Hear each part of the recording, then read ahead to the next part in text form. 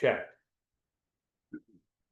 The other thing is to educate you to, this is 7, 8, 9 page, maybe 10 pages of legal material, and you should have a good working knowledge of what's in there.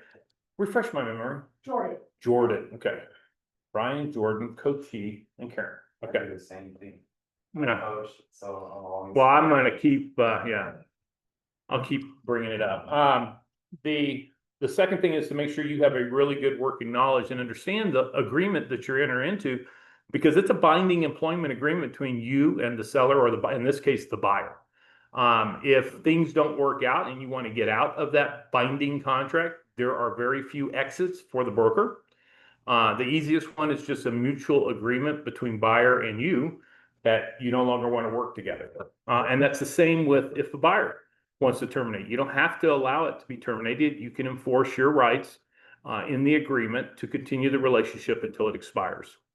So to begin with, if you're not in CTM, you won't be able to do a template. If you want to get into CTM, I'm going to show you how to do a template. And this is, you can also go to CTM, and they have, the way I'm going to show you is a little bit different than how CTM does it. I've never really figured out how they do it, because I did templates before they started doing their own templates. So I'm going to show you how to do it. And then the one thing I'm going to stress, once you do your template, never, ever, ever, ever, ever go back into it. You don't start from your template. You go in to start your buyer listing agreement or your seller listing agreement, and then you copy. So I'll show you the button on how to copy. Okay. So to begin with, we're going to create, are you in, Coachy? I am. Okay. So on the main page, we're going to create new contract. So you come to a screen that looks like this. Then you're going to go to the right to buy, and you're going to hit create selected contract. I'll let everybody catch up. Yep. And so when you create, so when you click on this, it's going to bring up a new tab. And that's what it's going to look like. Now I'm going to go into one that I already have. So to begin with, what you're going to do is you're not going to copy because you don't have a template yet. Right? Yep. And that brings up a new tab. So right here, you click on this button here, create selected contracts, and then it's going to give you this. And then what we're going to do is we're going to start going down and filling it out. For those of you that are online, Letitia, if you want credit for this, you're going to have to turn your video on. The commission requires. Oh, okay, good. Then never mind. You don't have to. For those of you that are online, if you have questions, don't put it in the chat because I don't have the chat up. Just speak up and ask me the question. So this buyer listing agreement was modified a year ago. Does anybody know why it was modified a year ago? Right. So we had the settlement, and with the settlement, we had to make some changes to the listing agreement. And we're going to go through this. So I'm not going to go over the changes because that ship has sailed and the sky didn't fall. We're still here. We're still thriving. And business is going just fine. It was not nearly the challenge that a lot of people thought it was going to be. I think the press tried to make it a challenge for us for a while. But you know, once we understood how to have a conversation around relationship, it became quite easy. Question? Charles? Okay. So let's get started. We're going to go through the actual agreement. So to begin with, this was good. And the way you can tell is if you look up above where it says mandatory 8/24, that was August of 2024 that it became mandatory. And technically, I think it was August 7th that it officially became mandatory. This is a binding agreement, binding contract between the parties.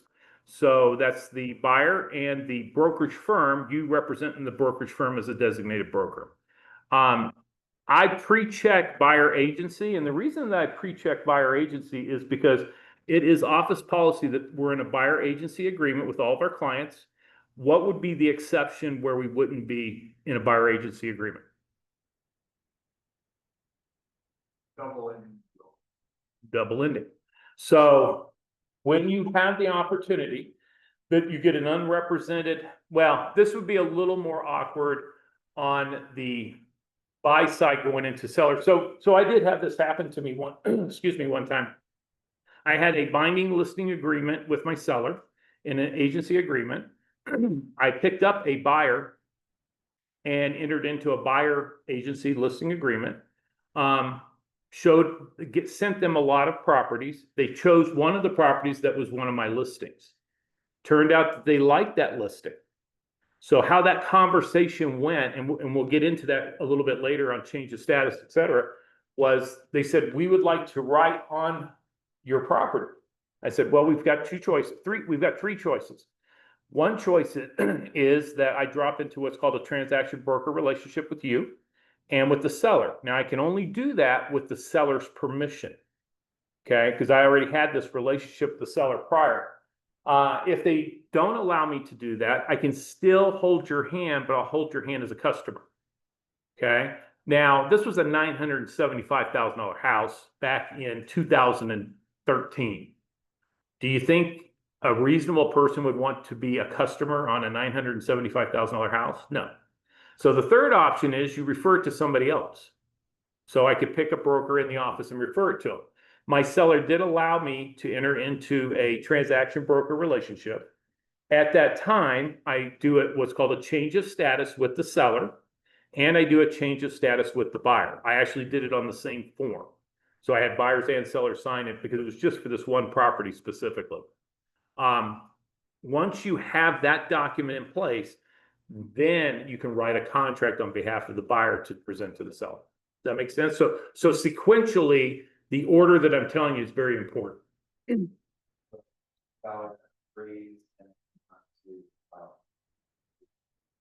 Don't have to rewrite it, you just do a change of status. Yep. They've already given you an agreement in this document. Yep.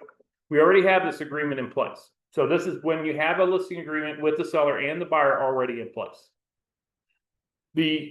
So let's just say, for argument's sake, I have the buyer, and then later I pick up, and it's this kind of market, plenty to choose from. Are buyers in a rush right now to write contracts? No, right? They got FOMO. You know what FOMO is? Okay, their fear of missing out. And so in order to put deals together, you got to truly understand their concern. And their concern is one, they get under contract with this particular property and a better deal pops up. They don't want to miss that better deal. Two, they're in fear, are they getting the best possible deal with this house? So right now, what you're seeing is with a buyer's market, which is what we're in, you're going to have two sets of negotiations with every contract. It's going to be the negotiations to get under contract, and then it's going to be inspections. So if you're representing a seller, you want to be sure to prepare them for that. You know, if they take a big hit up front, they're still going to get hit again on inspections, unless you write something into the contract that the buyer agrees to, such as limiting the inspections to $5,000 or more for any individual item. Something like that would limit it. All right, let's continue. I don't put a date in this because this is just a template. So you can clear your date out or you can leave it in there. It doesn't matter. This is agreement between the buyer and the brokerage firm. And again, you're going to be the designated broker representing the brokerage firm. Number two, brokerage and brokerage firm. We are a multi-person firm. That's not complicated. That just means there's more than one person in our firm. So I pre-check that box.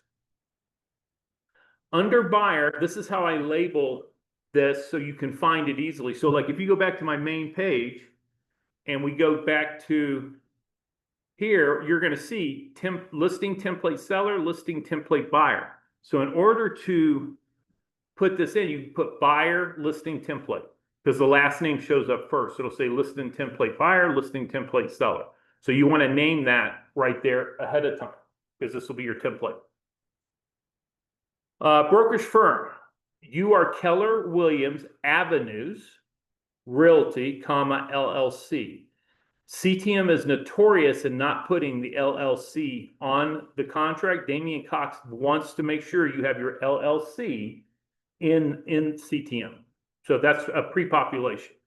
And I don't believe you have any control over changing that. You would have to contact CTM directly to get it changed. The broker should be the way it is written on your license. So I know of people that they use their middle name as their first name.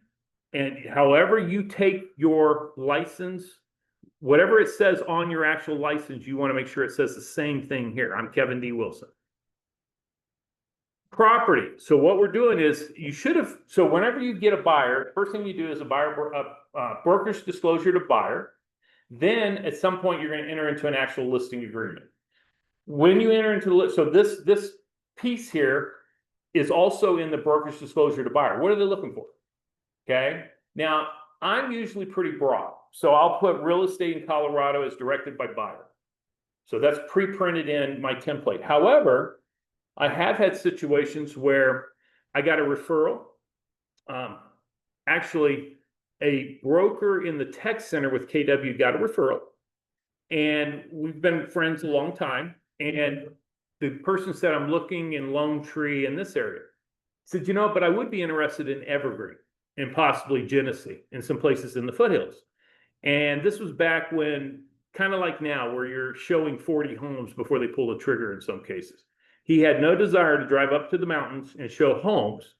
And so we worked out a deal where I got a referral from the original person that was doing the referral. So each of us were working in different geographical areas. So it is possible for a buyer to work with 2 buyer brokers, but you're limited in what areas you're covering. So in my case, I just put simply the Hogback West, C470, west of C470. Okay. And so I was covering that area with the buyer, and he had everything down in the city. Okay. And then it was whoever found the house, and I won. They bought an Evergreen. Whoever found the house is the one that gets the. And that's what happened. Yeah. So be aware, let's say you pick up a buyer and the buyer wants to look at really inexpensive land, like under 50,000. Okay. There's a lot of land around Colorado. So you may want to limit it geographically so you're not getting a call and they want to go look at land in Grand Junction, Delta, the Four Corners. Okay, because your license is good anywhere in the state of Colorado. And I just put real estate in Colorado is directed by buyer. So I'm also going to be conscious of the price point. I had an email from a broker of mine, and understand you want to know the area.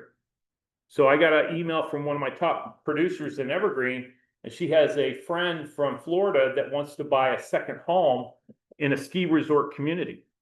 Is it okay for her to go and show properties in Telluride and some other areas? And the answer is yes, she can. But what does she need to be aware of? What's the playground rules in that area? Like, if you're going to play in Summit County, you better know there's a local transfer fee, tax, whatever you want to call it. I guess it is a tax. I think it's 2%. It's substantial, you know. And if you're doing a $2 million deal, who's paying for that? If you forget, it may default onto your buyer at that point. So you need to know the local playground rules. So she wanted to know if she could show properties. I asked, well, what's the price range? She said 2 to 3 million.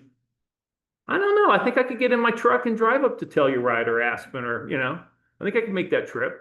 I'm not as excited about a $25,000 lot in Fairplay, but I'm pretty excited about a 2 to 3. But again, don't let your clients suffer because you don't have the knowledge of that area, right? You might co-list with somebody, right? You might find a local broker and say, hey, look, this is a really close friend of mine. She wants me to stay in the transaction. Let's co-list together with her as a buyer, right? So there's different ways you can handle it. All right. So again, for me, I just default to real estate in Colorado is directed by buyer. Purchase. A purchase of the property means the acquisition of any interest in the property or the creation of the right to acquire any interest in the property, including a contract for sale or lease. Now, I don't do anything about leasing. I have nothing to do with leases. That's entirely your choice. But I'm just not interested in that as part of my business. So 3.5.2, I don't check the box because I'm not authorizing myself to negotiate a lease. So, Mhm. because I, you know, Jim, Anything. Anything that they want to rent, you can be part of that. We cannot help create a lease. We really can't weigh in on the lease because all that's practice in law.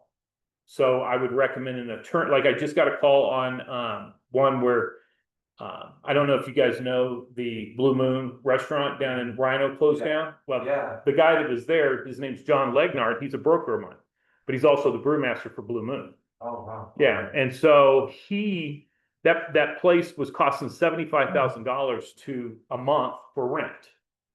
And there's a company out of New York that does similar things, a brewery with a restaurant that's looking to rent this place and open a business again.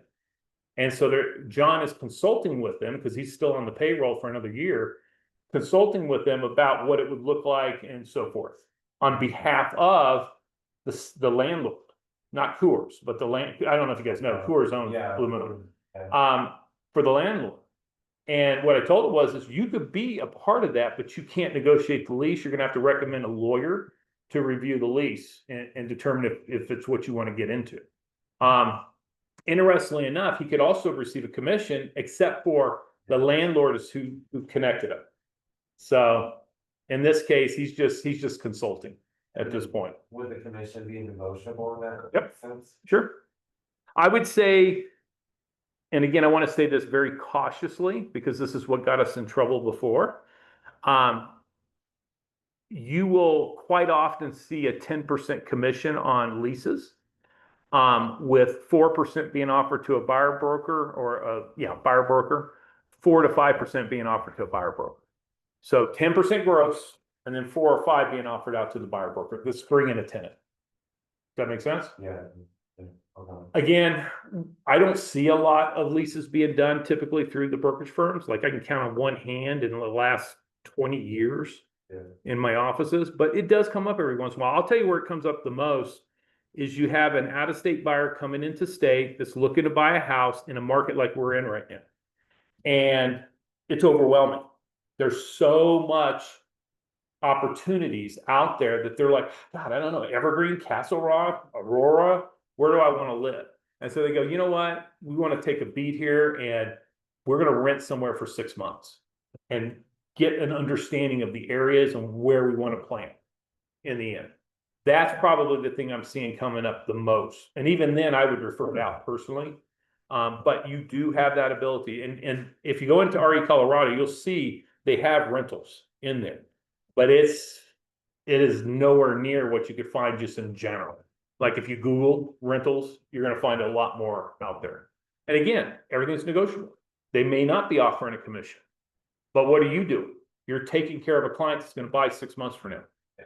So you're feeding your pipeline, right? Yeah. All right. So again, I don't pre-check 3.5.2 listing period. I can count on one hand the number of times I've done less than 6 months. I'll do anywhere from 6 months to a year. 3 months is not an option with me, especially if it's the sell side, but even the buy side in some cases. Now, I will tell you in the brave new world, are buyers a little skittish sometimes wanting to lock into a listing agreement? Say yes, sometimes. So what could I do that would convince them?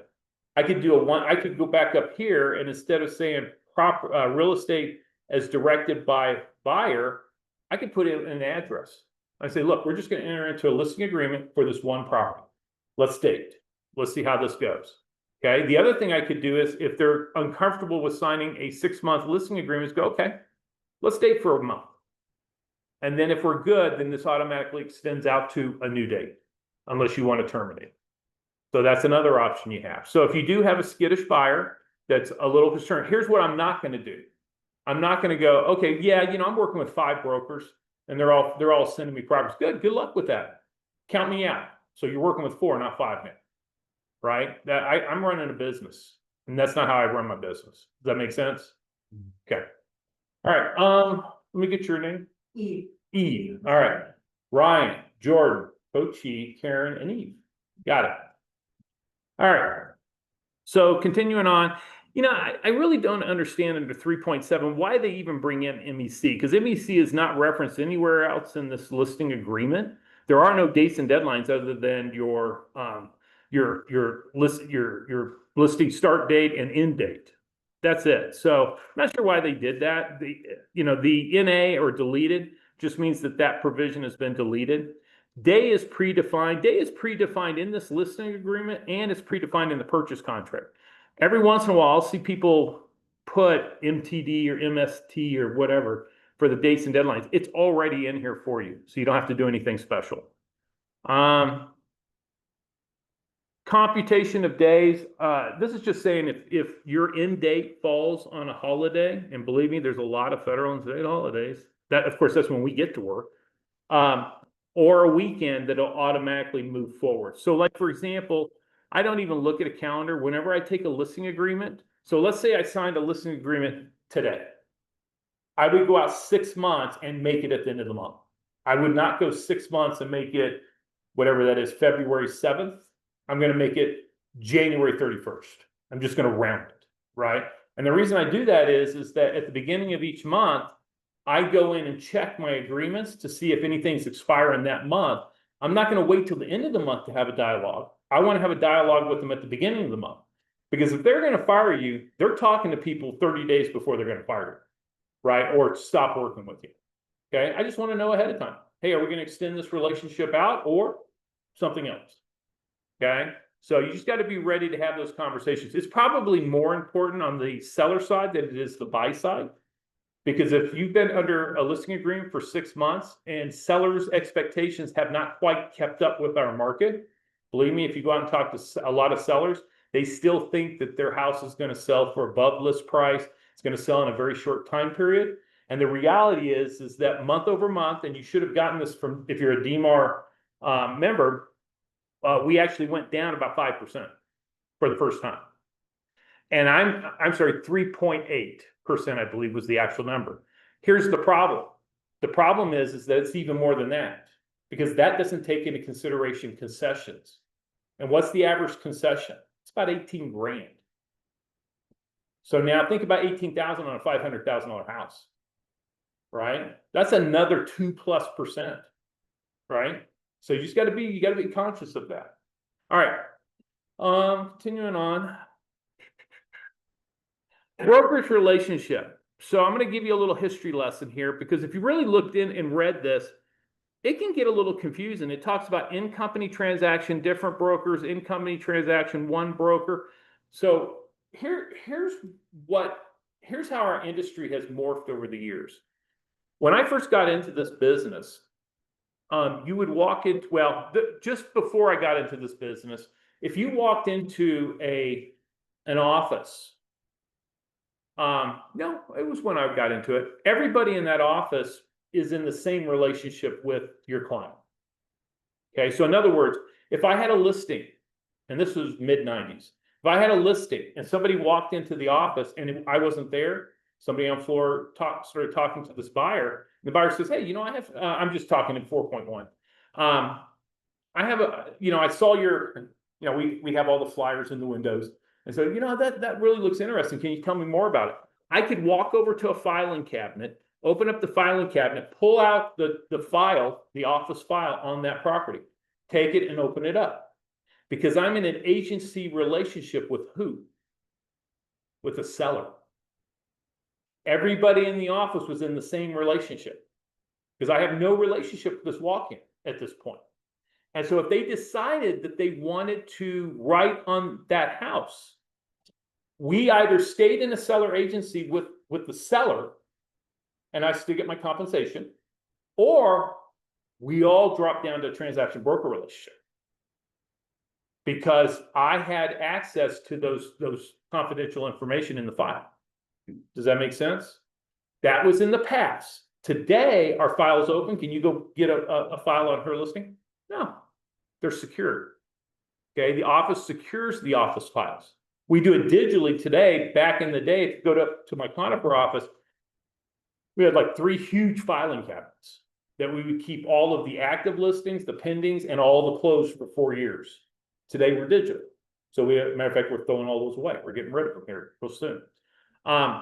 So this is talking about what happens today.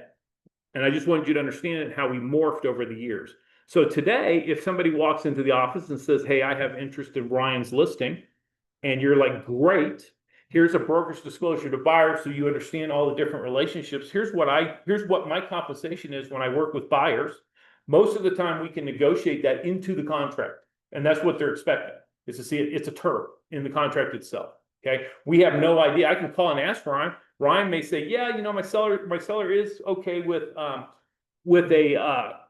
buyer broker compensation. We have pre-agreed to 2.8, 2.5, 2, whatever it is. Okay. Or he may say, like I say, I don't have anything in my seller listing agreements. It's blank because it's negotiable. And my answer, Eve, would be, Eve, just have your buyer bring an offer. It's a negotiable term. It's going to be based on what price you bring it in, what concessions you ask for, what are the dates and deadlines. Okay. It's going to come into the purchase contract is 25 pages long, 60 lines to a page, and the purchase price is 1 line. So there's a lot of other good things in that contract that's going to make my client interested. Are you giving them extra time to move out? Are you giving them extended closing? Do you have a house to sell? You know, what's your contract look like? Now you come in, and I'll tell you something. This is really interesting. I've been doing this for almost 30 years, and I had never seen anybody compensated more than 2.8 apples before, and I'm seeing buyer brokers being compensated half now of what the commission is. And guess what? There's people that charge 6 and plus. So I find that extremely interesting. Because what did the court say? We're overpaid. We shouldn't be compensated the way we are. It's interesting how the public sees value in what we do, if you're truly acting as a fiduciary for your client. Okay. And I honestly always paid buyer brokers well. I never gave them haircuts because I think they're doing the harder job. Right. And let me give you a perfect example. How long have you guys been in the business so far? Okay. So you may or may not have the ability to answer. And if anybody's online, feel free to jump in. How many buyers do you think you can work with at any one time? Can you work with one buyer? Absolutely. Sure. How about 2? Yeah. How about 5? Can you work with 5 buyers at the same time? See, I thought about that because. How about 10? Just sucked all mine. How about 10 buyers? Can you work with 10? In 2008, I had 52 listings. So as a seller, I can service. Well, yeah, but they didn't sell. It was 2007. As a listing broker, my time doesn't get pulled like it does with the buyer broker. So that's why I'm like, buyer brokers work their ass off. I see that.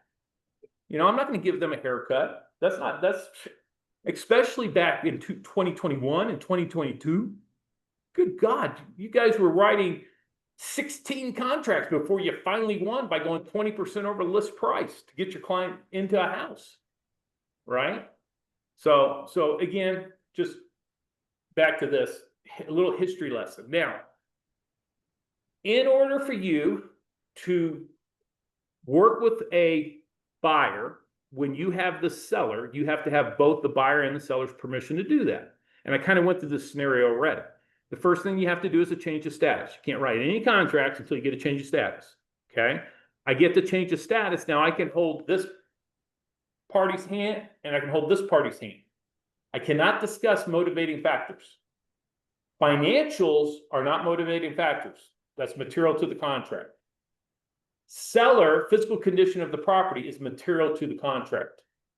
Okay. We have a state law that says any adverse material fact that we're aware of with the house. And this doesn't matter whether I have a relationship with the other party or not. We have to disclose. Period. Okay. All right. Now, they have this box here, 4.3.1.2. It says buyer agency only. When would I know that I have to check that box? What kind of client would I be working with? Where I know I have no choice but to stay in an agency relationship. 1, if the buyer tells you that, right? So like if I have a buyer that's looking 2 to 3 million and I go over the fact that, hey, you know, if you do like one of my listings, I can drop down this transaction broker relationship. I can't really advise you, but I can hold your hand, I'll hold their hand and we can put this deal together. And I'll get double the commission. Hey, commission break, right? How excited is somebody that's gonna buy a $2 to $3 million house about you not being right next to him as a fiduciary advising them? Probably not too thrilled, right? And so in that case, I would have to tell them, look, I gotta stay in a buyer agency relationship, and I'm probably gonna have to refer you. Because I'm not losing my listing. Right? We go under contract and this deal doesn't come together, and now I gave my listing to somebody else. I'm not excited about that. Right? So, relatives. Any of your relatives, you've got to stay in a buyer agency relationship. You have a higher level of relationship with them. Or maybe you don't, but that's a different story. If you don't, they're probably not going to work with you anyways. A client that you've done lots of transactions for. I've got 2 developers that I've sold $11 to $20 million worth of stuff. I cannot be in anything less than an agency relationship with that party. Yourself. I saw somebody try to do a transaction, like they're selling their own personal property. And they thought they could drop to a transaction broker relationship with themselves and the other party. You can't do that. Okay, that's impossible. Right? So, all right. Well, people are excited. Yeah. And and they were going to save some money on commission. Yeah. So I get it, but at the same time, you just got to think through it. Now, I'm not going to go through all of these duties under brokerage duties. This is like, real estate 101. Like you studied this, right? When you were in school, you studied all this. This is all of the duties that you owe to your client, really to the general public. Okay. And we go all the way down to 6. 6, there are only 3 additional, and they're big ones, duties that you owe when you're in an agency relationship. So what I'm saying up here is, these are all the duties that you owe as a transaction broker and a buyer broker. But then to be a buyer broker, you got to have these 3 additional duties. And the 3 additional duties under 6 is 1, promoting the interests of buyer with the utmost good faith, loyalty, and fidelity. And I see that mucked up a lot. And I'm going to talk about what you should not be doing. Seeking a price and terms that are acceptable to buyer, and counseling buyer as to any material benefits or risks to a transaction that are actually known by broker. Okay, so where I see the biggest mistakes on the buyer broker side is a listing broker calls up and says, hey, you said your buyer was interested. Is your buyer going to write an offer? Yeah, I really think they're going to write an offer. I think it's coming. Okay. And the reality is, who wants to really write an offer? You. Because you've shown them 400 properties and you can't believe they still haven't pulled the trigger. Okay. And the listing broker says, hey, look, I'm sure we can figure something out for your compensation. Okay. Just bring me a full price offer. And you're counseling your buyer to do what? Bring a full price offer. Is that really in your buyer's best interest? You're motivated by your commission. Right? You got to stop being motivated by your commission. You need to be motivated by the buyer's interest. It may be. But here's the deal. In this market right now, with some exceptions, there's some unicorns. I get it.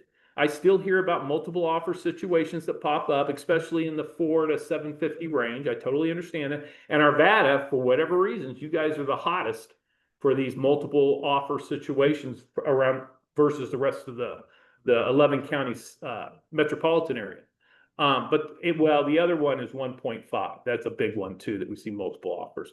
But the reality is, in most cases, no, the buyer has breathing room. They have options. They can come in and ask for a lower price. They can ask for concessions. Okay. These houses are starting to sit on the market. What's the average days on market right now? It's like under 40. For Denver Metro? Yes, but asterisk, days on market are only calculated on closed, pending and closed. So think about it logically. Okay. I'm going to use a term, and it's not meant to be anything more than what I'm about to say. Right now, it's a beauty pageant. You understand that, right? The market we're in is a beauty pageant. The prettiest girl is going to get the offers, period. And the cheapest priced. That's the market we're in right now, okay? So if you're a fix-up, are you getting the offers? No. So when you're talking to your buyer and you're looking at what's available, you need to put the DOM up. On the single line spreadsheet in RE Colorado, you need to put the DOM because that's where, Karen, you're getting that higher number from. It's not the ones that sell, it's the ones that aren't selling, that are on the market for 162 days. And then they do what? They expire it, they wait 30 days and put it back on the market to reset the DOM. That's the game. As a buyer broker, you need to understand the game. Like if you're looking at a property, you need to go into the history. Okay, there's a tab there, history, and see what the history is on this property. Okay, how much have they come down? Have they come down enough? When you're competent, are you competent against solds from the last 6 months?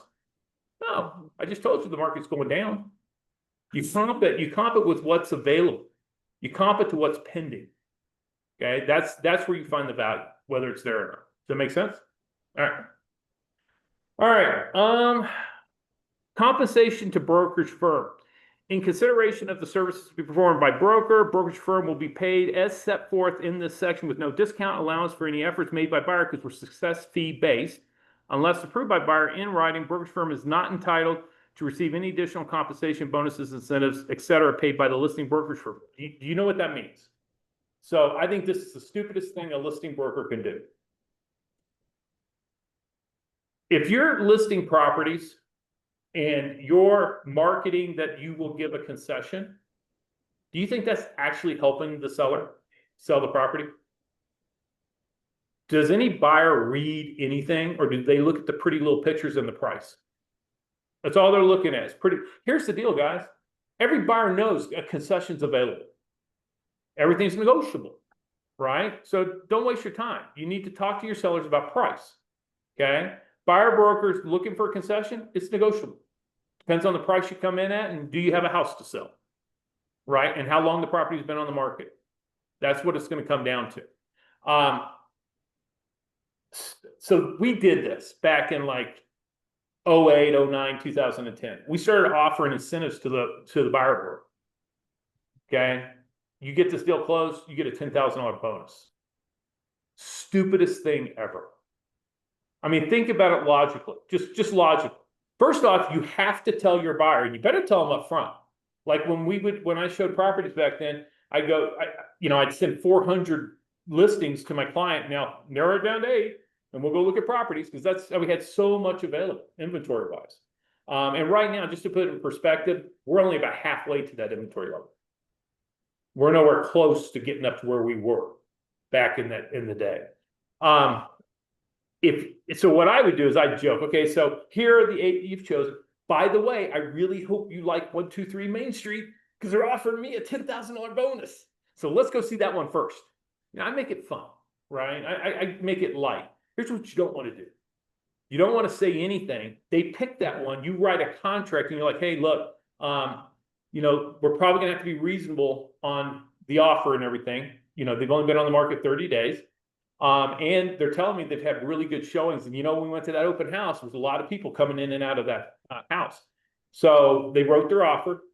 The sellers counter back. They meet in the middle, and they're under contract. Then they go into inspections. And inspections, they make this long list. And believe me, these inspection objections are getting pretty darn long. And the buyer broker's like, we can do that, but I can tell you, they came down on price, and I'm not sure they're going to be real open for tightening up the doorknob on the rail or whatever, okay? Or changing out the screens. We saw that when we wrote the offer, okay? And that's a legit comment, right? When you write an offer, you should be writing an offer based on the condition you see. So if the front deck is worn and it needs to be stained, account for that. If there's screens that are missing and you notice it, account for that. Okay, if it needs a paint job on the outside of the house, account for that. Okay, and don't come back on inspections, and they're doing it, and asking for all that stuff again, because it should have been baked into the price. What should be in inspections is what? Hidden defects, safety issues, yes. Okay, and tell me what a safety issue is. Seriously, what is this? Truly, because here's what I get. Hot water heater is near the end of its useful life. and that's safety. The Right. HVAC's putting out some funny colors that could be gas. I can buy that, but a lot of times I get this laundry list and they go, buyer's gonna limit it to health and safety. Yeah, okay. We'll see. So here you are trying to explain to them, they come back and they go, hey, we'll give you a credit for $6,000 for everything. And the buyer's like, yeah, but I'd really prefer to have that fixed. Buyer, this is really the best way to handle this, and then we'll get you that closing. Oh, you know what? I forgot to mention. And this is after you've settled on everything. So they're giving me a $10,000 bonus. Now, how are they hearing all of those previous conversations? Like, you really didn't negotiate very hard. You told me you were a pit bull. We gave in, over half of the inspection items, right? I think bonuses to buyer brokers was stupid because it put them in a terrible, terrible position. They were second guessing any advice you were giving them. And my advice was probably good, but then when you look at it through rose-colored glasses of the fact that I'm getting an extra 10 grand of money, now you start questioning it. And I don't blame them, right? So what I did back in the day is I didn't take the bonus. I said, look, that bonus is going to be taken off the purchase price, just right out of the gate. I don't want any party to that. I want my buyers knowing that I am working for them and only them. All right. So this is me pre-printed. So I'll let you just look. And what happens if we negotiate? We write a contract. I put that in under 29.1 because we're negotiating directly with the seller. You understand how the contract works, right? We're negotiating directly with the seller, and the seller says, you know what? At that purchase price and with those concessions, I ain't paying that. I'll pay 2 apples or 2.5 apples.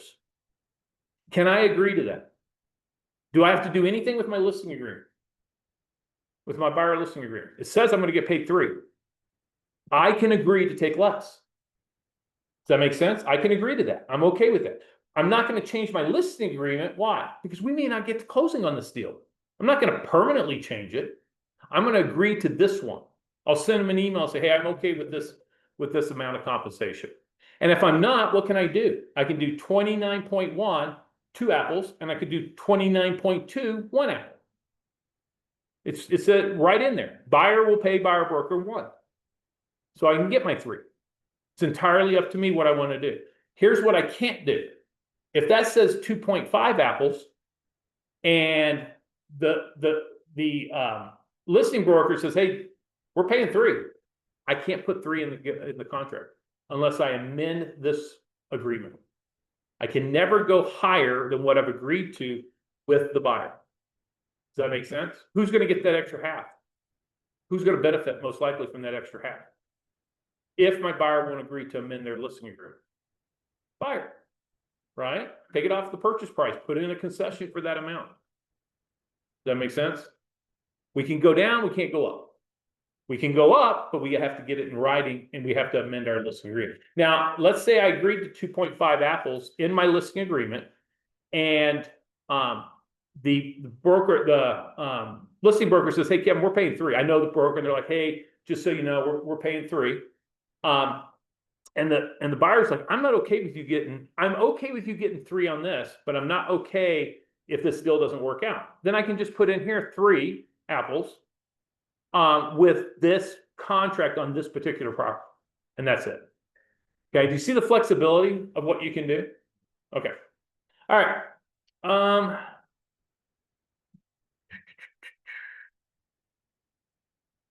So we're success fee based.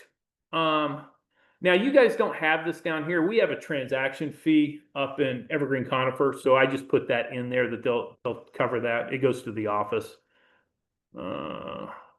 If you're going to do leases, and again, I'm just pre-printing stuff that I would have in every single one of my listing agreements.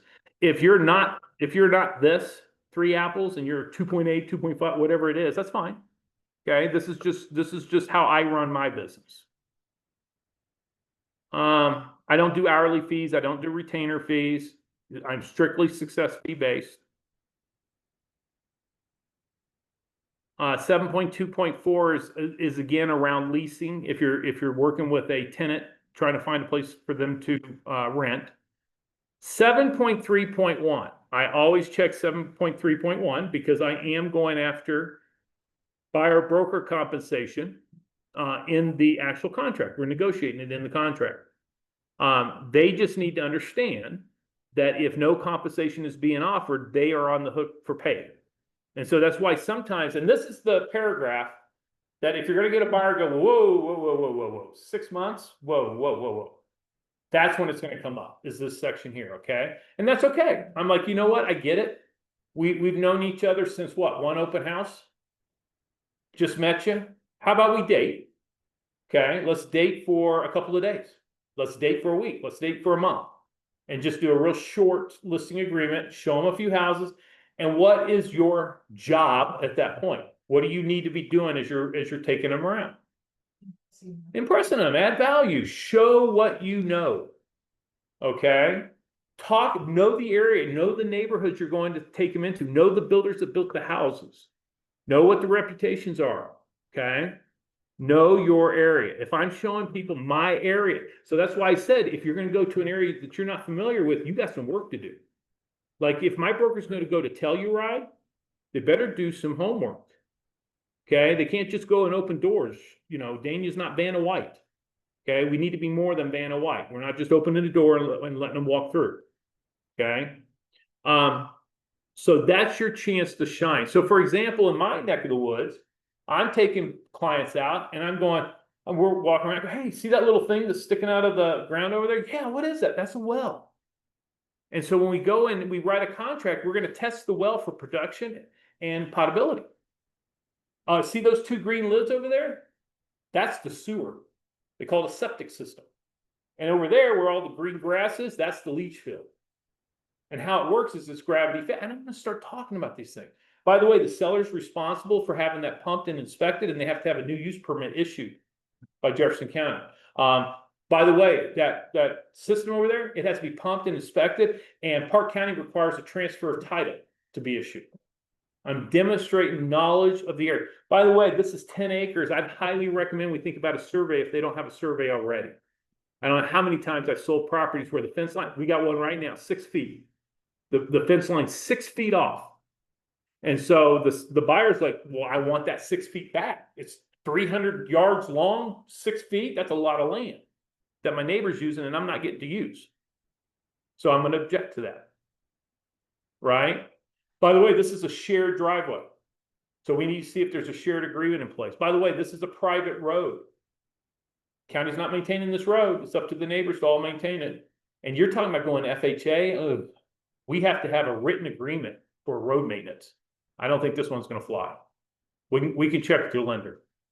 Right? So whatever it is that you can add value, the neighborhood, you know, what the conditions of the property, like, let me give you an example. All you should know this. And if you don't, you need to learn. What's the biggest issue in King Carl? Friendly Hills, also known as Felony Hills. Bunch of cops live in there now. Bentonite, darn right. Bentonite all along the hogback. And what is bentonite? It's clayish. Yep. And so what happens is it's expandable soil. So when it gets wet, it expands, and it was damaging these houses. So these houses were built in the 70s and 80s weren't built properly. And so what they then started doing was going with floating walls, crawl spaces instead of foundations, and piers. How brilliant do you look if you bring that up while you're showing somebody in Friendly Hills?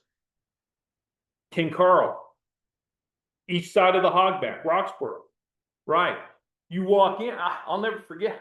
I pulled up to a house to show, and I parked across the road to let my client park right in front of the house. Oh no, I parked in front of the house. He parked across the road, and he goes like this. And I go, what? He goes, come here. You went over and the whole house looked like this. But you couldn't see it when you parked right in front. But when you park across the street, you could see it. I'm like, we got to go in. We got to check this out. And we went in, and I mean, doors were not closing. You felt the slant. It had to have been I bet it was 4-inch drop, at least. I don't know whatever happened. He didn't buy it. So yeah, anything that you can add, school systems, what you know. Now, be careful with schools. Now, do we talk about churches? Fair housing? No. Right? But parks, open spaces, right? Golf courses, the community. Like if you're selling something in downtown Golden, or even here, like near Old Town Arvada, there's something going on every freaking weekend, right? Talk about it. Hey, and if you're not doing anything later today, I'd recommend you go over to Old Arvada because they're going to have this whatever jazz thing, Christmas lights, whatever it is that they're doing. Golden, same thing. For us, it's Old Evergreen. We have events all the time in Old Evergreen, right? I'll talk about that. You might want to get over there and do that because it's more than just buying a house. It's buying a community, right? It's buying a location that they're going to enjoy, right? All right. Why would you want to be a little cautious on schools? Because schools, like, I'll give you a perfect example. This is one that I learned the hard way. Jefferson County has schools that have a lot more activities, and there's a lot more money in Jefferson County for stuff. And then right over the line, which is Mount Evans Boulevard or County Road 126, is Park County.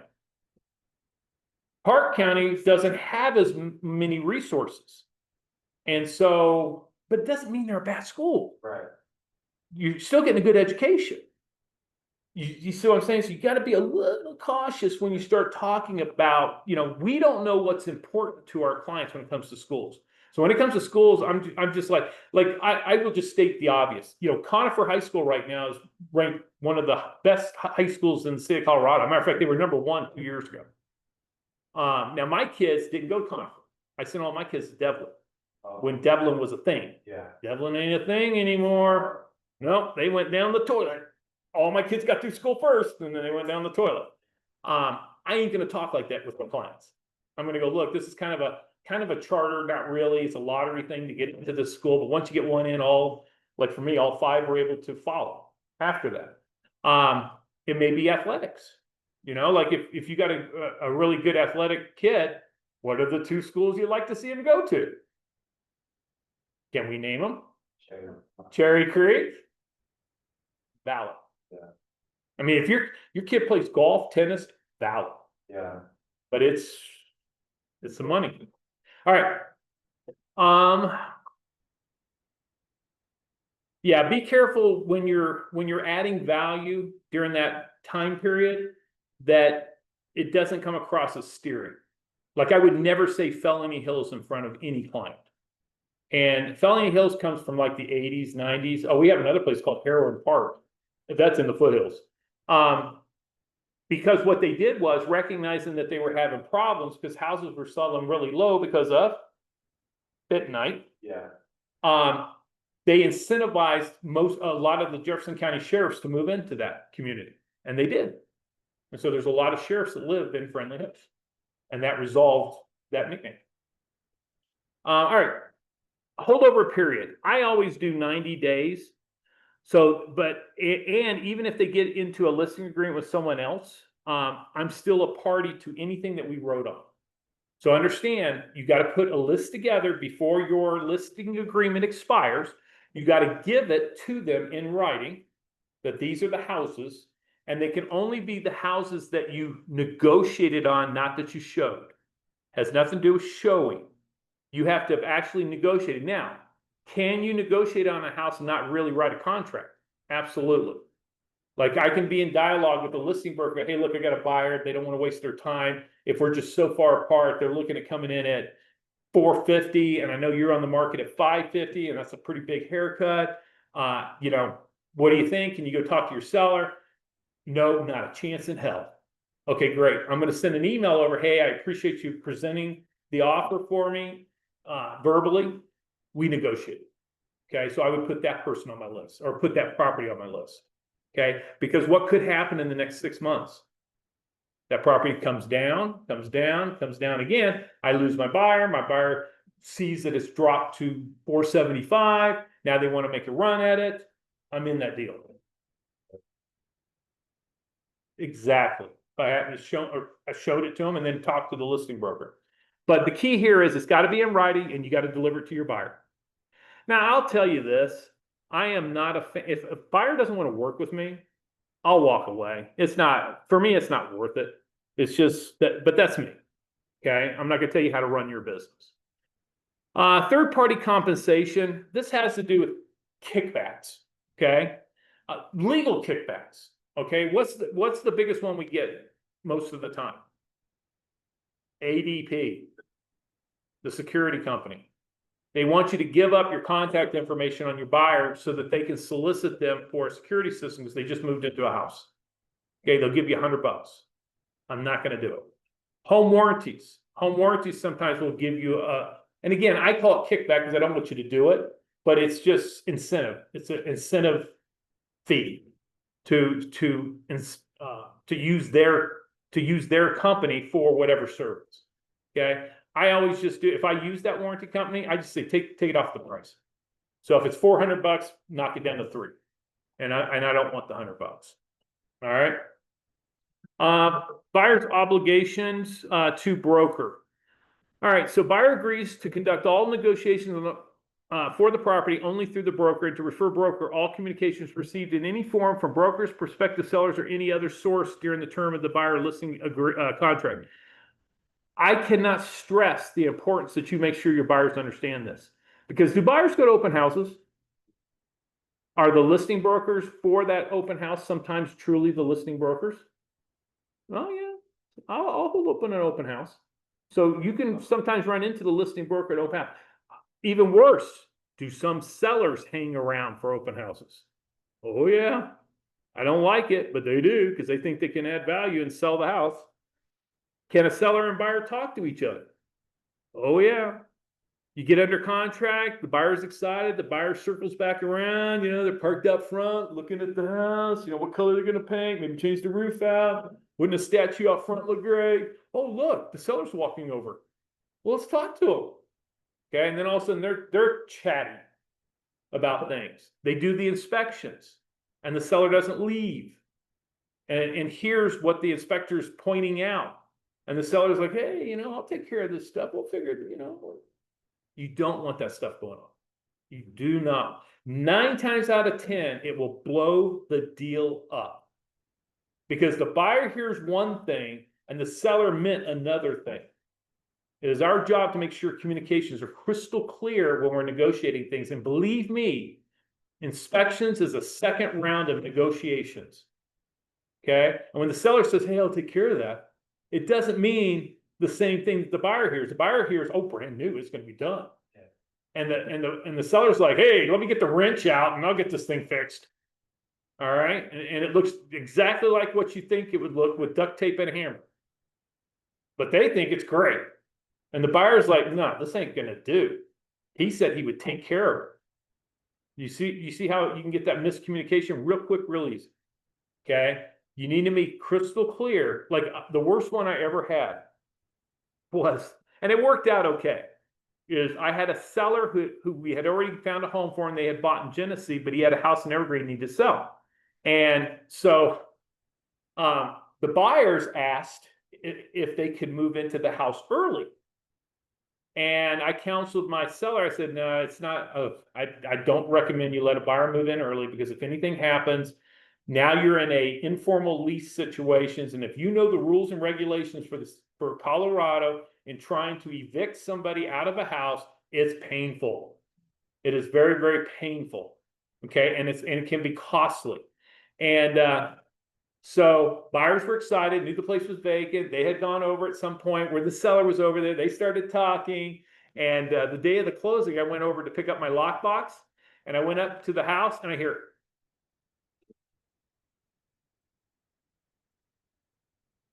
kids running around on the inside of the house. And they'd been there for like 5 days. I went to closing. I said, Tony, did you let him move in early? He's like, yeah, I did. So seriously, that's the one deal that worked out. Most of the time, it blows it up. It just, they hear something different than what they're saying. Or they said it the way they wanted to say it, which is even worse. Okay? Who's had a client that Googled the other side? You know, I Googled the buyer. I think he's a 4 felon wanted criminal out of Louisiana. You think I'm making this up? They do it. They paint it, they start a story in their head, right? What do you mean the seller won't let me come back for the 4th time to measure this time? The other 3 times, it was an inspection. I wanted to show mom and dad the house, but now I need to take measurements. And the seller's like, you know, you just beat the hell out of me on inspections. No, they're not coming back into this house until we're closed. They are animosity. The honeymoon period's over by a long shot. Okay. All right. Let's see. Default right to cancel. If any obligation is not performed timely as provided in this contract, the non-defaulting party has the following remedies. If broker is in default and the event broker fails to substantially perform this buyer listing contract, buyer has the right to cancel the buyer listing contract, including all rights of the broker's firm to damages. Any rights of the buyer that accrue prior to cancellation will survive such cancellation. So that might be, hey, look, you know, I'm going to spend a little bit of money on your behalf, but you're going to reimburse me. You have that in writing. Yes, you would get that back. If buyer is in default, in the event buyer fails to substantially perform under this buyer listing contract, including buyer's failure to reasonably cooperate with brokerage firm, may cancel this buyer listing contract upon written notice to buyer. Any rights to brokerage firm, blah, blah, blah. Here's the biggest, here's the deal. The number one reason a buyer will cancel a buyer brokerage listing agreement is what? What do you think it is? Say it again. Not the number one. Not responsible. It's bad communication. More. Give me more. Non-performance by the broker. More. Give me more. More, Specific. I'm going to use the word abandonment. Oh. Abandonment. Oh. It's you not responding to a request. Like, hey, Karen, I want to go see a house tomorrow at 9 o'clock. And you don't respond. Okay? If you abandon them, they have the right to now call another broker and get into the house. You go on vacation and you don't line somebody up to help you out. Yeah. Abandonment. That is the number one way a buyer can get out of an agreement. Just like one scar. Those nervous. I'm gonna give you the answer. I'm gonna show you how to not abandon your client. Well, number one, if you're going out of the area on vacation for a week or whatever, however long you go on vacation, or you go to a place where you don't have a cell phone capability, okay, or internet, which is pretty hard today with Starlink, like and T-Mobile now. T-Mobile has got a contract with Starlink. It's pretty hard. The biggest thing is they want to go see houses. They give you short notice. We're going to bake in a little bit longer response time. Okay. All right. And it's coming up here in just a second. Cost of services of products obtained from outside sources. This is just saying anything that the buyer needs to get, tests, surveys, etc. That is not on your dime unless you agree to it. Okay. That's going to be the buyer pays directly. They pay their own invoices. I'm not covering it. Brokerage services and showing properties. I don't do anything really extra. However, let's say I have an out of state, out of country buyer, and the buyer's like, look, Kevin, you know, there's a lot of options right now. We've come into town now 3 times. You know, airfare is not that cheap from the East Coast.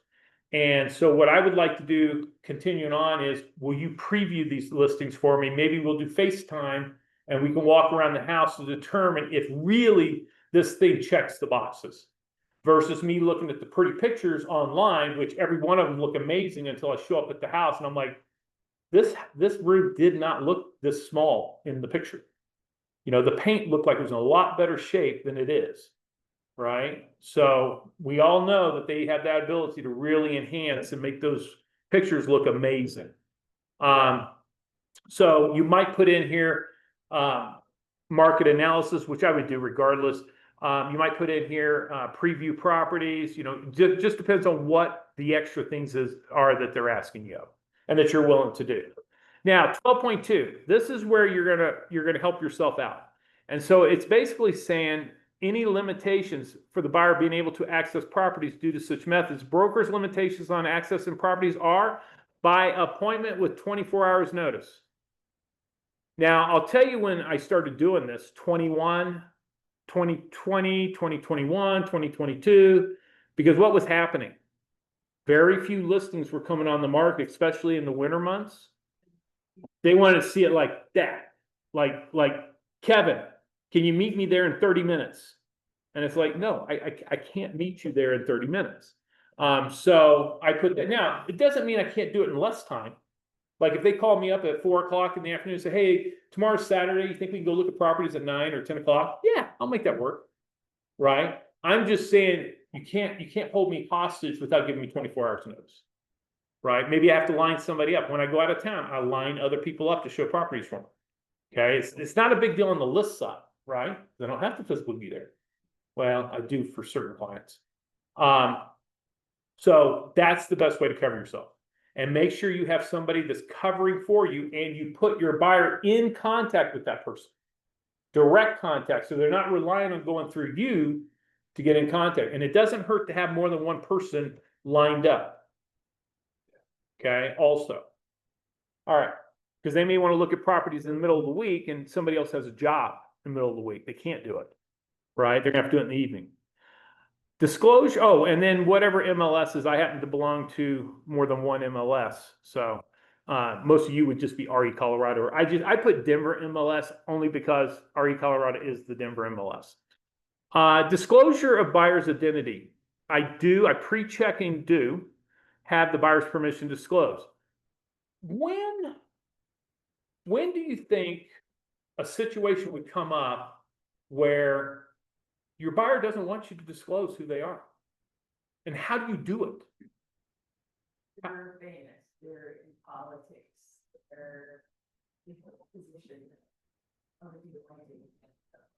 Agreed.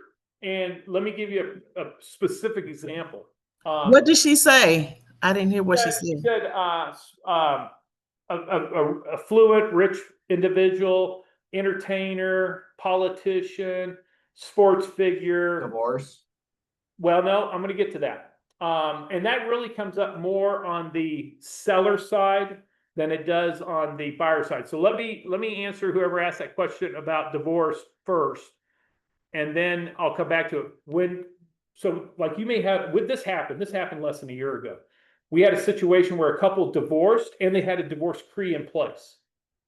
And that husband was a real piece of crap. And the second she put her house on the market, he slapped a lien on it. And so she couldn't sell that house. So what happened was he didn't feel like he got what he was supposed to get out of the divorce, and he wanted another $75,000 out of the house. He believed that however they valued the house, they didn't value it correctly. I don't know if it's right or wrong. We just explained we can't sell this house until you take care of it and be done with it. And that might be a reason not to put it on the MLS. So it's not, and we market it a different way, right? Office exclusive or private listing exclusive. A battered spouse might be a situation like that as well. So with the buyer side of it, we had a situation about 4 years ago. What are the names of the South Park guys? Trey and I don't know. whoever the other guy is. And they bought Casa Bonita.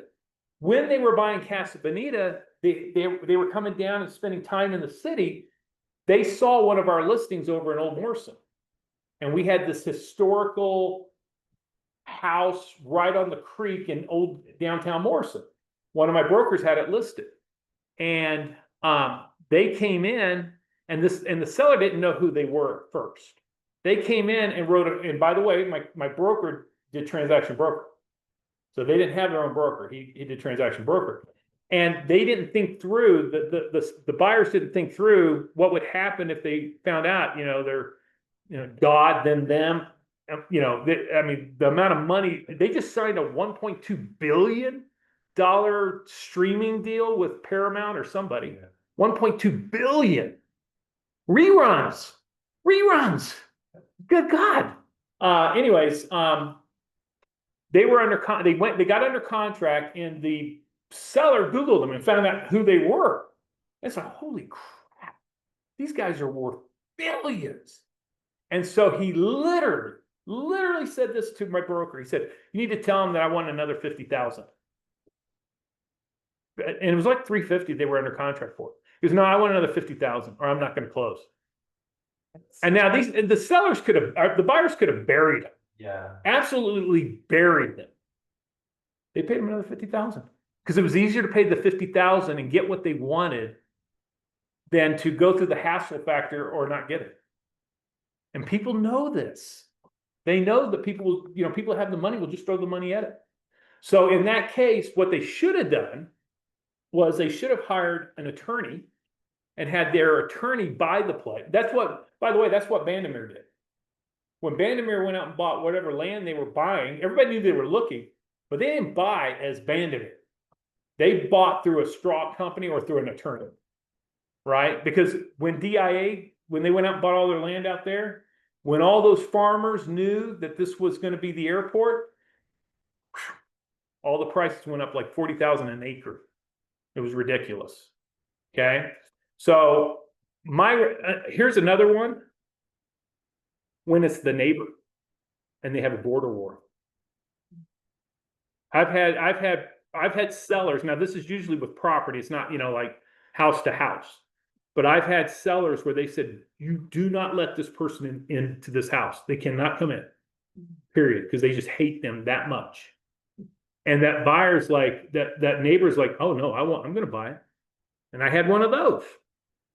And they had to go get a company. They never saw the property and bought it sight unseen.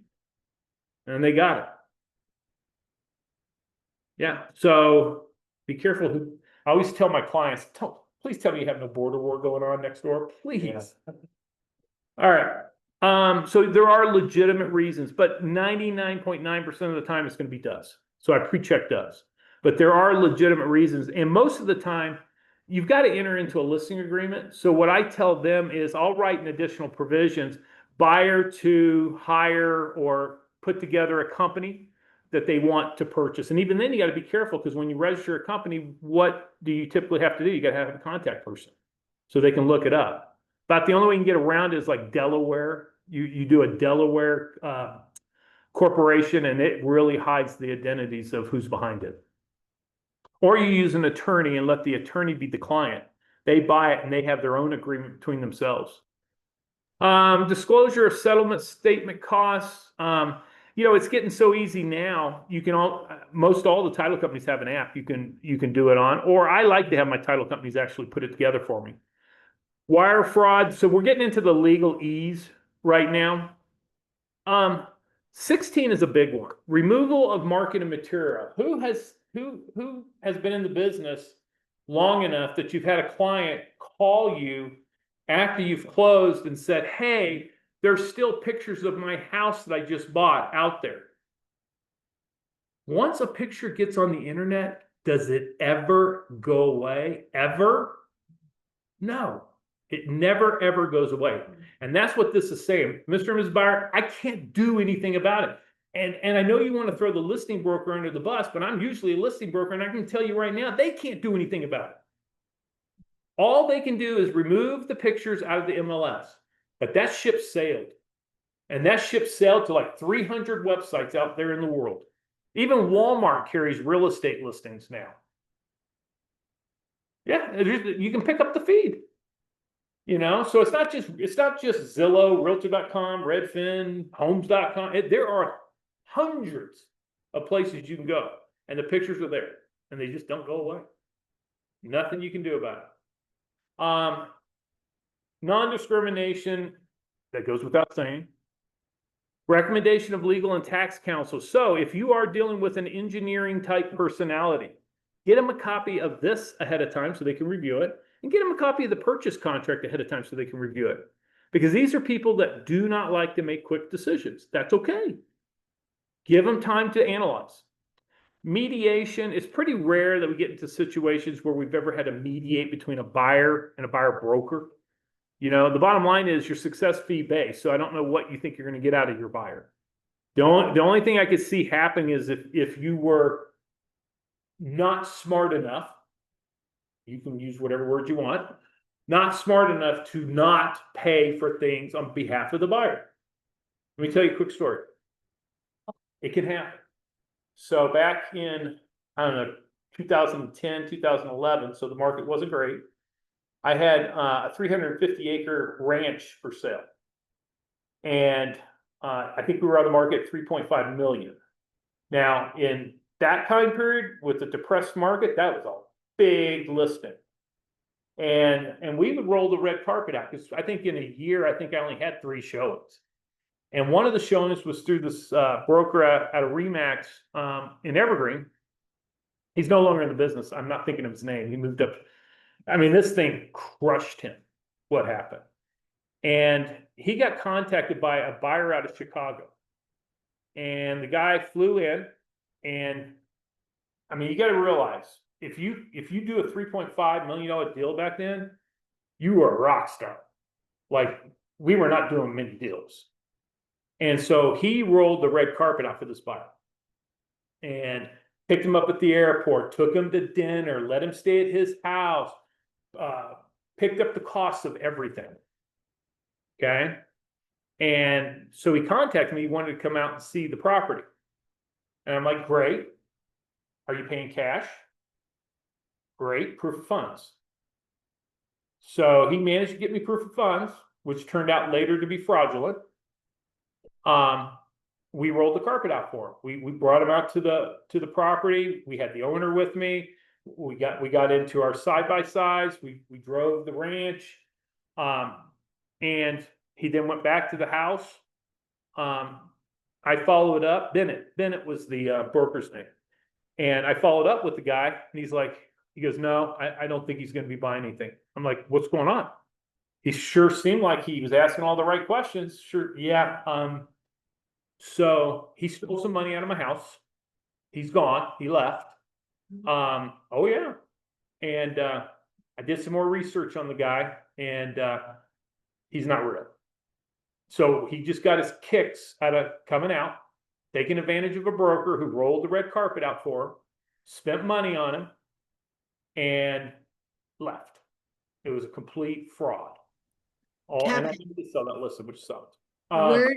Kevin, Yeah, go ahead. where did he possibly get the proof of funds? I think he literally made it up in the end. And to be honest with you, part of that was on me, meaning that I took it at face value. The seller took it at face value because it was that time of the year, that it was that time of the market. I wouldn't ever do that again. I would probably do deeper research on it. But, honestly, we could all probably make up a Wells Fargo proof of funds of some sort. And I think in his case, he wrote up he showed a statement. Yeah. I think today with Google and the ability to really deep dive on people, it's easier to uncover that type of stuff. It crushed this guy. He felt so betrayed. I'd say within 2 years, he moved to Glenwood Springs and got out of the business altogether. All right. So again, all I'm saying is you shouldn't be spending money that you're not willing to part with if you part company. So if you want to take your buyer out to dinner, that's great. That's fine. I get it. You're nurturing a relationship. I would not be paying for home inspections, radon tests, okay? Hard costs that now all of a sudden they don't buy the house, and then they don't want to reimburse you, okay? All right, attorney fees. So basically what this says is if we do get in dispute and we do go to court, winner pays the loser's attorney fees. Our buyer advisory and our seller advisory versus that. Okay, so you pay your costs, I pay my costs. Do you really want to go to war? Okay, so additional provisions. I typically don't put anything on my buy side. Oh yeah, I do. Hold on. Yes, I do. Let me grab one of my other ones. I guess I just didn't put it in here. Let me grab one of my other ones real quick and I'll copy the language. I put in 2 clauses. See if it's in this one. Yeah, here we go. I put in 2 clauses. Let's keep, this is John Juan, so I'll have to change this. Control copy. Go back over to here. I'll leave this up. Can you all see it okay? Yes. Okay, I'll leave this up. Now, you can copy this, and if you want to put Kevin Wilson in there, I'm cool with that. However, I would put your own name in place of mine. Now, when we're done copying this, I want you to save it. I've seen people do all this work and then they forget to save it. And guess what? It's gone. Because once you close it out and you don't save it, it isn't going to be in your system. We're almost done. We're going to get done a half hour early. Well, that first one. Buyer instructs the listing broker to use the following language in a contract to sell when the seller is not offering commission as noted under, oh, yeah, section 7.1. So actually, you're right. I don't need that clause anymore. I'm glad you said that. This was a so you don't need that clause because you're just going to negotiate it in 29.1. You're going to go after it. And if you don't get it, then you're going to have to decide whether or not you want to go at a lower rate or if you're going to have the buyer make up the difference. And I will say this, don't tell your buyer you're okay with taking a little bit of a haircut and then don't do it. See what I'm saying? Don't go back on your word. If you're going to tell them you're willing to go down, like I would tell a buyer, look, the deal's right. I'll go down to 2.5. Well, I'm not going below 2.5. So just so you know. You don't have to change this. Right? Say that again. We don't have to modify this if we do cough up some of our. No, you don't need to modify. You only need to modify it if you go up, not down. Yeah. Now, okay, let me make a correction. If you're at a different brokerage firm other than one that I own, you could have a problem. Like, you see what I'm saying? Whose agreement is this? This agreement is with who? You. The brokerage firm, right? And you're the designated broker. Now, you may have some hard ass, and I'm not that person that goes, well, wait a second, you need to negotiate better. What kind of a broker are you? Right? I'm not that broker. I'm about reasonability, get the deal done, but don't prostitute yourself in the process. Don't be offended by that. People have gotten mad at me sometimes about some of the things I say. Don't give away your value. That's all I'm trying to say. Oh, shut up. I've literally had brokers complain. Like, one of my sayings is like people do this stupid stuff. And I'm like, and for the love of God, I just want you to not do this. And then I had somebody go, I was offended by that. And I'm like, oh God, believe in God. Kevin, Yeah, go ahead. so I just ran into a situation and now listening to the class, I think I need to do a modification.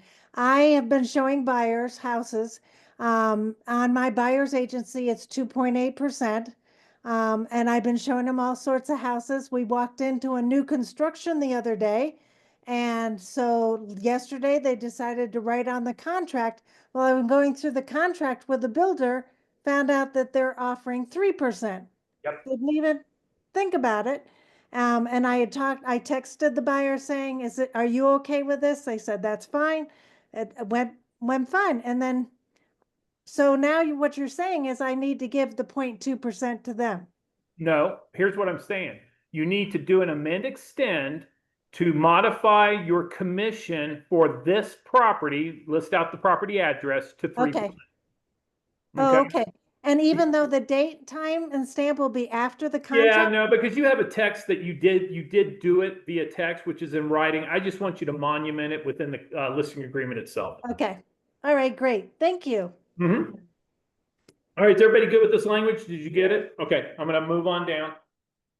All right, attachments. So you are always going to have an attachment, buyer advisory. So whenever you enter into an arrangement with the buyer, you should have got the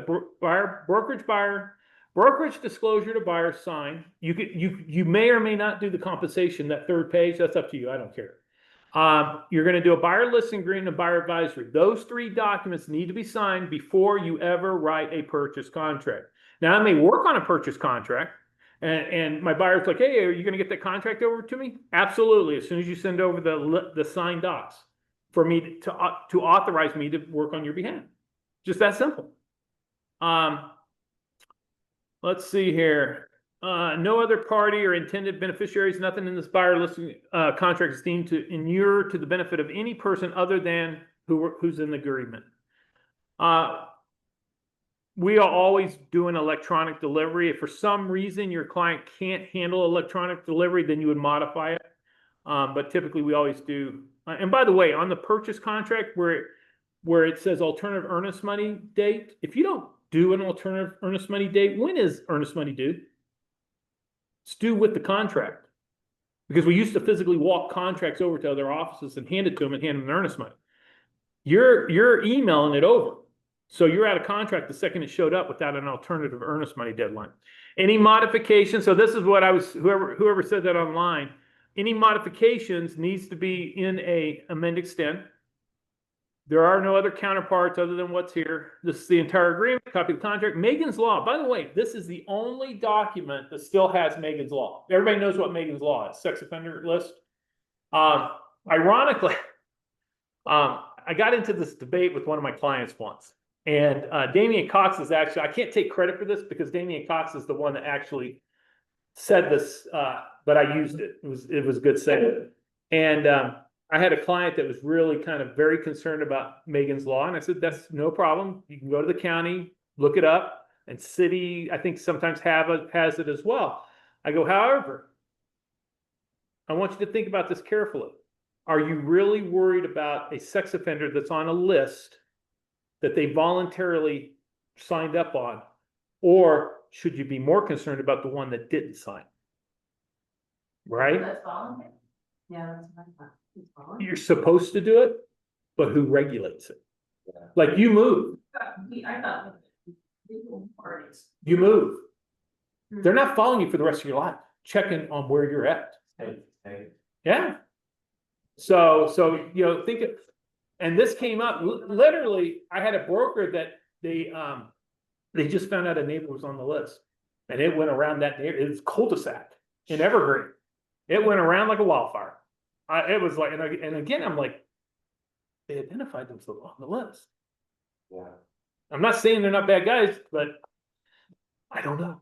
Anyways, this is the only place it shows up. And if you do have a party that's concerned about that, you need to make sure that you let them know there's a way to check that list.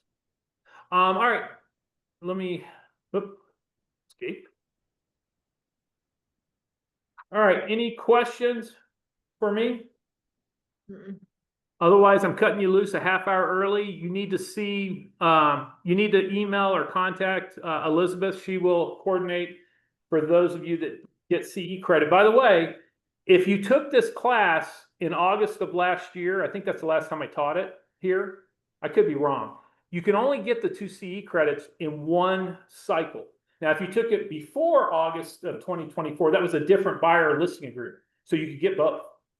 But just be aware, you can only get the 2 CE credits one time in your 3-year cycle in the end. You can always sit in on it. You just can't get credit. Kevin, you said you were Yeah. going to show us how to copy it. Oh, yes. Hold on. You're right. I did say that. All right. So here. So first we had to save it, right? Yeah. So first thing you had to do is you had to save it. Now, let me move you guys out of the way. Okay. So now let me resave it because I think I did one more thing. Hold on. All right. So be sure to save it. Now, I want you to close that tab out. I've got multiple versions open. And I want you to go back to the main screen. So go back to this screen here. Let me know when everybody's back to the screen. I'm going to show you how to use your template. Maybe, yeah, there, from here. No, you have to close. So like, if you look up above, you'll see multiple tabs open. You just want to get back to the main screen. Did you save it? Good. All right. I want to get everybody there because I don't want to leave somebody behind on it. Well, at least it's cloudy for being that hot. Yeah. It's like Yeah, we're like 15 degrees cooler up at my place. And I was stuck in Castle Rock at mid-90s. Sucked. Oh, shoot. Yeah. All right, are you in? Okay. Okay, just let me know when you get to the main screen. Can you tell me the website? This is CTME contracts. Yeah. You can use other contracts. This is just the one that I use and prefer, and 90% of the brokers in the area do. If you're up north, they like DocuSign. I think it's DocuSign. Yeah, they do DocuSign. There's .loop. There's lots of different ones. And we can work with them all because we can suck a PDF into this CTM and add signature lines and things. All right, you there, Karen? Yeah. Okay, so now here, we're going to create a new contract. So you go in and you create a new contract. And we're going to pick the buyer one, exclusive right to buy. And then we're going to hit create selected contract. So we click this button here. It's going to open up a new tab. And here we are with a blank one. See how it's all blank? Nothing's in there. You're not going to fill anything in. You're going to go to here, create by copying from an existing contract. It's right underneath the date in there. You click on it, and it's going to bring up this pop-up box. And the pop-up box, you're just going to scroll down and see it, and it has all of my different clients and different things. I'm going to go down to this one, the latest one that I created, which is this one right here, 7/24/25. That's the latest one that I've done. I'm going to click on that. And then once you click on it, the first thing you got to do is you got to save it. So you save it after you click on it. And now watch it populate everything. And now I'm populated. So all the stuff that I had in my template is now in this one. Only now I'm going to rename this to the buyer's names. So I'm going to name it John Doe or John Smith. John Smith, okay? And then I save it one more time, and then I go through and make the individual modifications, like what's the listing period going to be, if it's a specific address, if there's anything special, I agree to lower than 3%, three apples. I'm going to go through and make those modifications, okay? But now, so just to prove my point, watch. I save this one, okay? So now I save it. Now let's go back to the main screen. And we're going to go to the main one. And now look here. John Smith. So I still have my template. My template from 2025 is still there. I didn't destroy it. Now, let me show you how you can destroy one, because I don't need this one anymore anyways. Here's what you never want to do. Okay, well, I'm going to use my template. So you go directly into your template. You don't copy anything because see, your template has everything in there, right? All you're going to do is rename it to Jane Smith. And I save it. So I'm going to completely run it. And now we go back to the main screen. And I refresh the main screen. Oh, no, I just got to go to it. I go back to the main screen. And now I have oh, I guess I did Janet Smith. I thought I did Jane. Anyways, now I go into my buyer listing template and it's gone. Right now I only have 4 in there. So I ruined my template. And once you run your template's gone. So then you'd have to go, and I've had people come back to class and like, I'm here because I got to do a new template. Okay. All right. So all I'm going to do is I'm just going to delete these guys. Yes. You could be amazed how many John Smiths I have out there. And normally Jane Smith. All right. Okay, guys, that's all I got for you today. Any questions, comments, thoughts? Yep, go ahead. Been something that I thought was kind of interesting, good to know, which was you got a buyer. And they're like, oh, you know, it makes them nervous to sign a 6-month contract. And you had something about, you know, dating up till the end. Yeah, I might give them, say, hey, why don't we do a couple weekends? I'll show You you. still put the fee in there? You do the Oh, yeah. same I do everything. contract, you just say, I'm gonna give you a short one. Like Yep, I'm just gonna do a short one, and then if it doesn't look like it's working out, don't write a contract on anything. If it doesn't working out, I'll just agree to terminate. I mean, life's too short. I'm not gonna try to force somebody to work with me. And then you might even, maybe even, you know, like they fell in love with one and then you're like, hey, we gotta enter into this contract. And they're like, well, I really didn't want to enter into a contract with you. I'm willing to do it for this house because you found this house for me. I'd enter into a listing agreement for just that house. And then show my wares and how I negotiate, how I walk them through things. And then if the deal blows up, then convince them to go into a longer term relationship. I mean, I get their concern. All right, anybody else have a question? Okay, that's all. I do. No, I do, but you don't want it for the purchase contract. There's too many variables in that. Yeah, there's just too much that I've seen people copy previous contracts.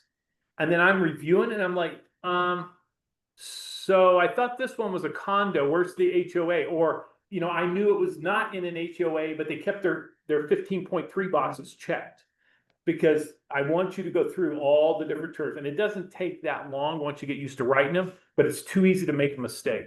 Each purchase contract I've seen wrong legals because they didn't fix the legal description from copying it from a different one. All right, guys, I'm leaving the meeting.